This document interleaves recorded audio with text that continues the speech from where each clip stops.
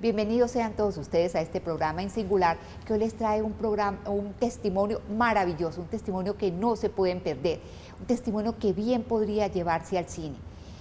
La historia de Pablo Velázquez, un joven que ha tenido una búsqueda larga, exhaustiva, obsesiva de Dios, como van a ver.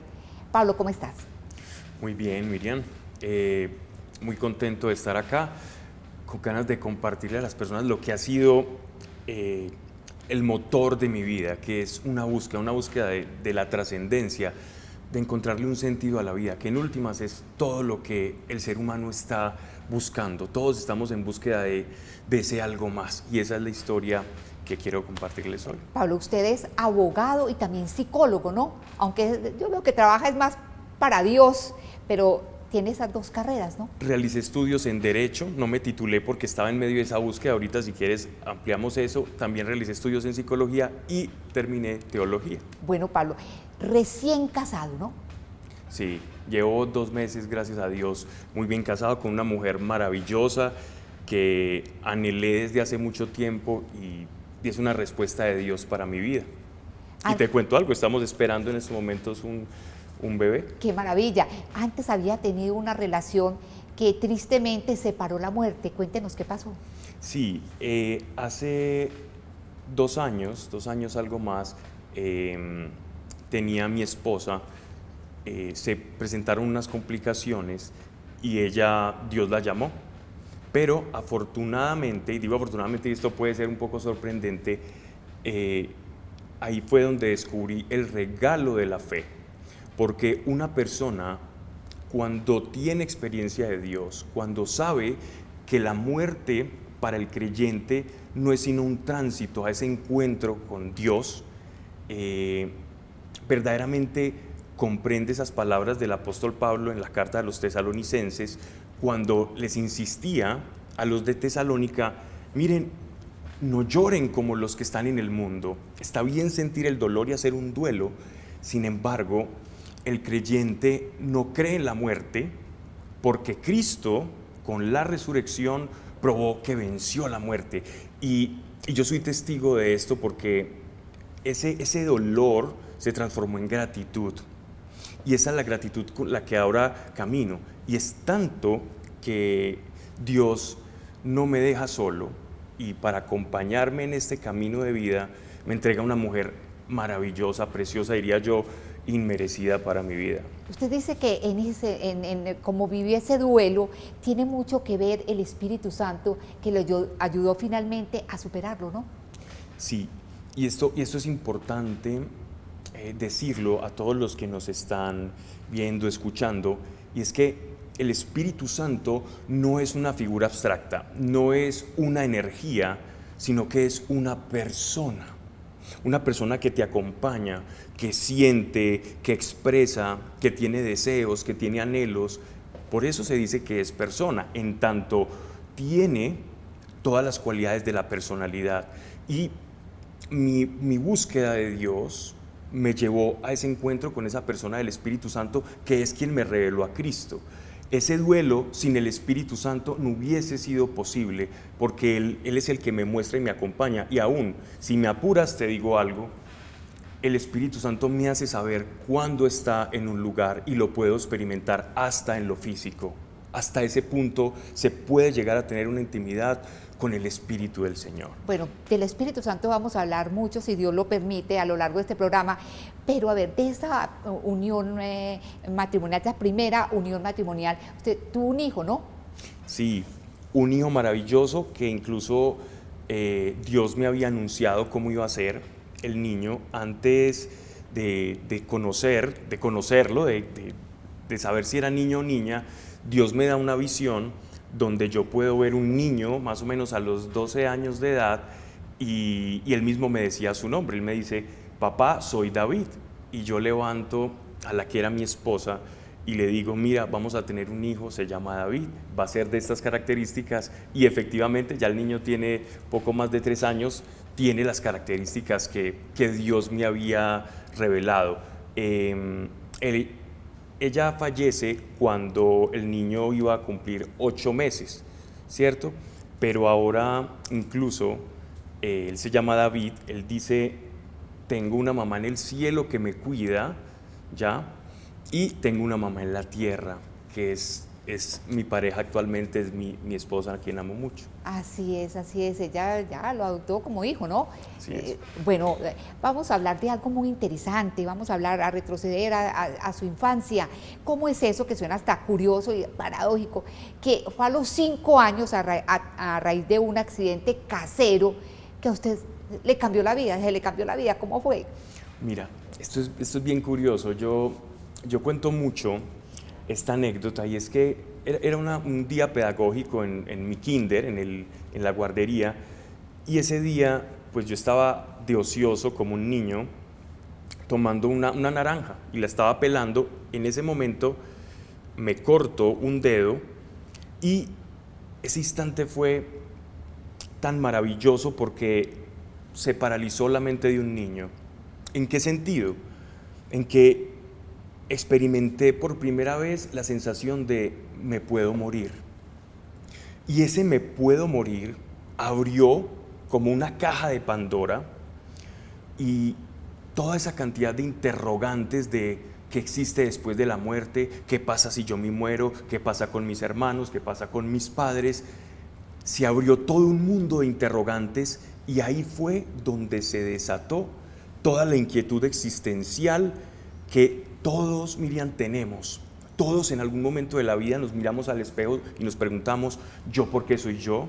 ¿Yo para qué vine a este mundo? ¿Qué sentido tiene la vida?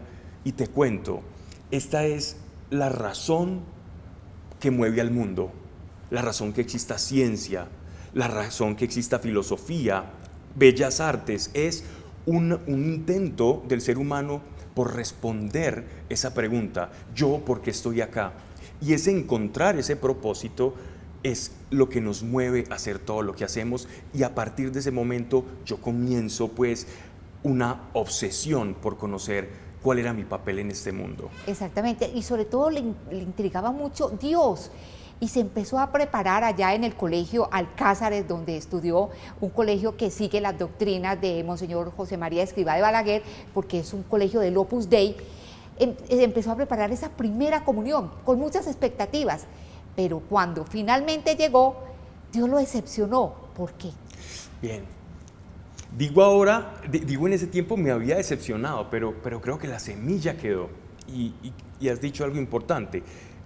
Las semillas que nosotros dejamos en la fe. Yo estudié en un colegio católico de formación, donde se nos preparaba durante todo un año para recibir la Eucaristía, en la mente de un niño inquieto que se preguntaba el porqué de todas las cosas. Dios nació, ¿qué nos pasa cuando nos vamos a morir? Ese encuentro, a través de esa preparación, yo me imaginaba que cuando iba a llegar a la Eucaristía iba a ocurrir algo maravilloso, pero me lo esperaba como la mente de un niño, algo sobrenatural. Pensaba que iba a haber un ángel, que Jesús se me iba a aparecer, que iba a sentir algo en mi interior en el momento de la comunión, pero oh sorpresa, cuando eso no ocurre. Entonces tuve una preparación de todo un año de catequesis, y se resume en que no ocurre nada sobrenatural.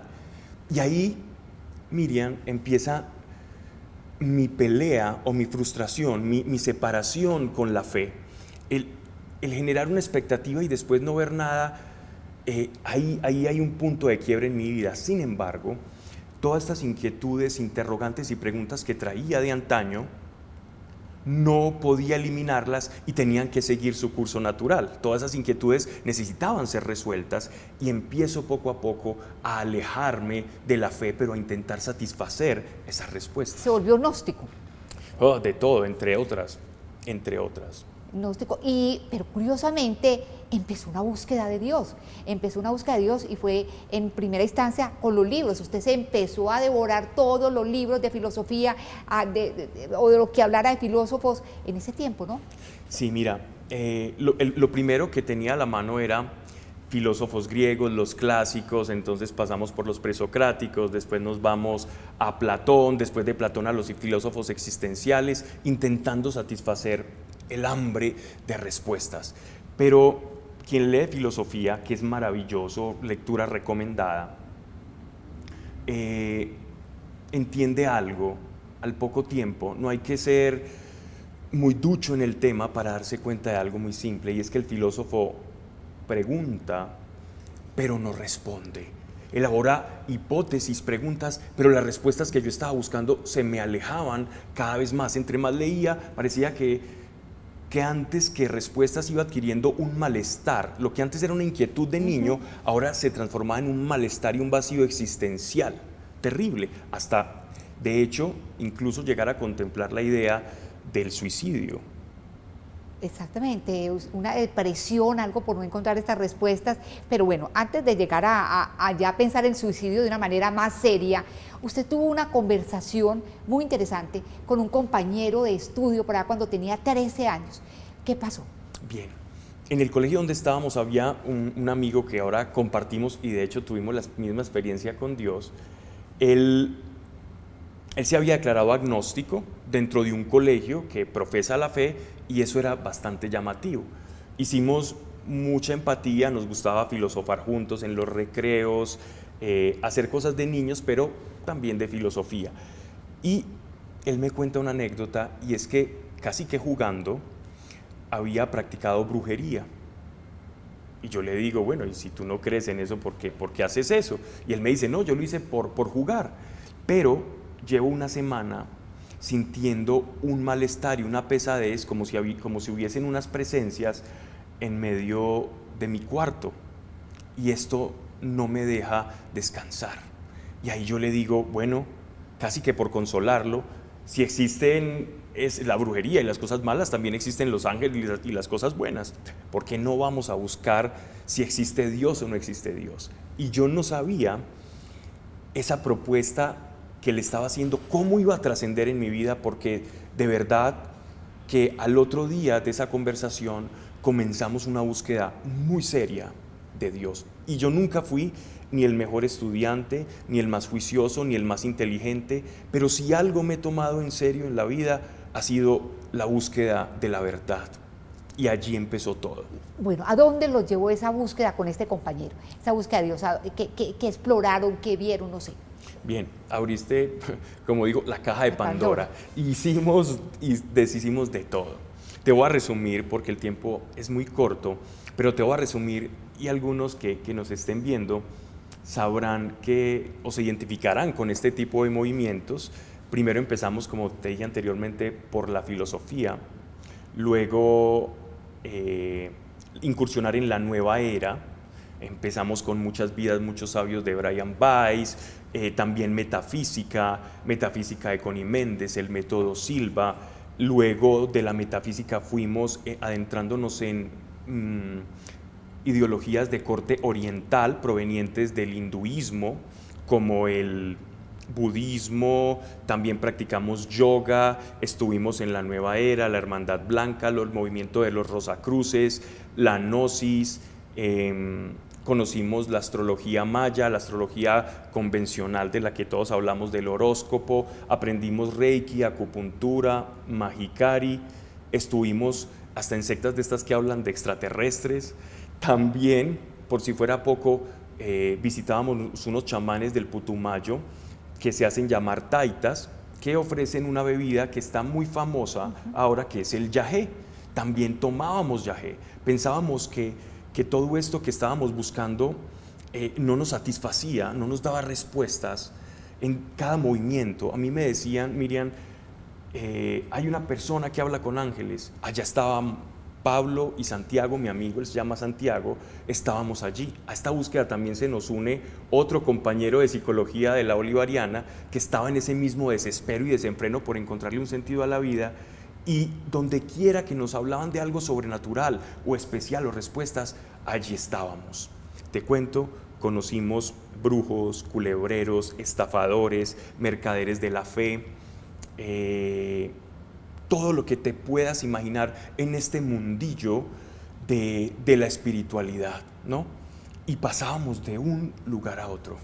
Pero como una aventura deliciosa, o dentro de esta búsqueda usted mantenía ese malestar, iba escalando esa depresión por no encontrar realmente respuestas? Mira, muy buena pregunta, porque realmente lo que me motivaba era lo que motiva a una persona cuando no se ha alimentado por mucho tiempo y lo único que tiene es hambre y sed, y cualquier cosa que se encuentra en el camino se la come para poder saciarse.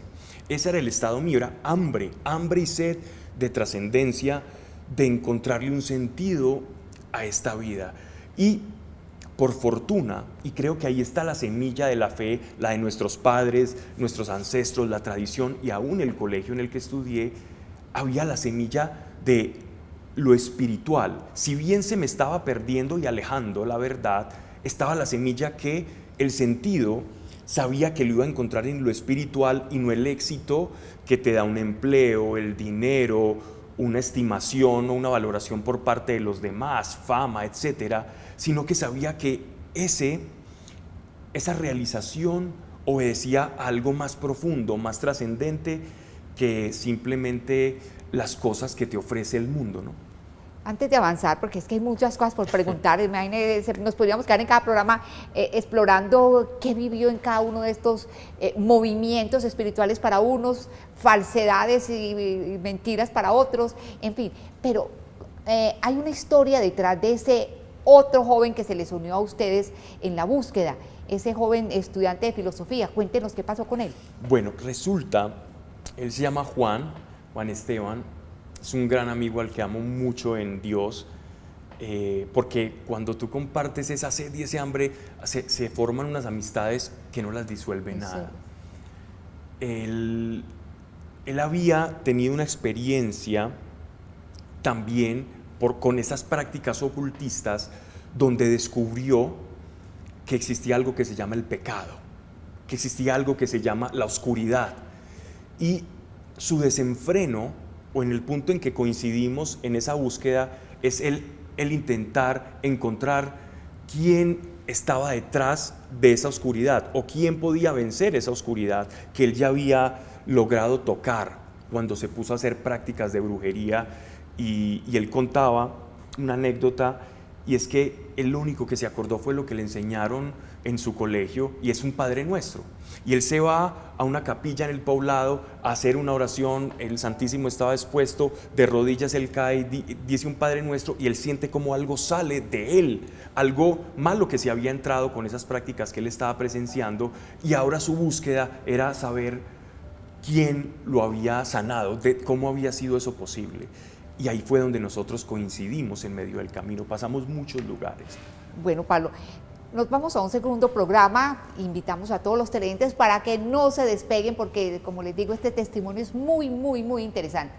Les agradezco mucho que nos hayan acompañado, a Pablo entonces para la próxima semana, y ustedes que tengan un resto de día muy feliz.